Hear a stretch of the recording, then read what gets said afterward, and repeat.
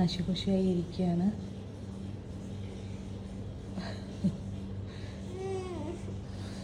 ആകെ നശിപുഷിയായി. പെയിൻറ്റിങ്ങിൻ്റെ ഇടയിൽ കൂടെ നന്ദേനോട് മേലെ പോകാൻ പറഞ്ഞിട്ട് നന്ദ കേട്ടില്ല കേട്ടോ.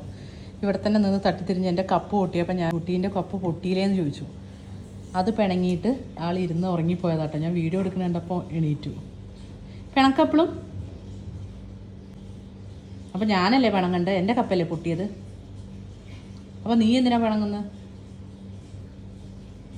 അമ്മേൻ്റെ എത്ര വാല്യുബിൾ ആയിട്ടുള്ള കപ്പാണോ അറിയോ അത്? എന്നിട്ട് ഞാനല്ലേ നിന്നോട് പിണങ്ങേണ്ടത്? നീ ഇങ്ങോട്ട് പിണങ്ങിയിരുന്ന എല്ലാം ശരിയാവുമോ? എനിക്കല്ലേ കരച്ചിൽ വരേണ്ടത്?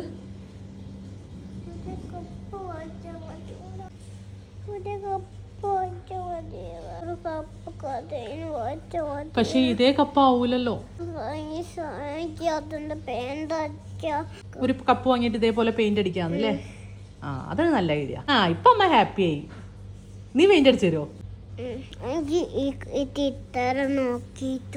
പെയിന്റ് അടിക്കാം. ഓക്കെ, അപ്പൊ ഇനി പിണക്കം വേണ്ട.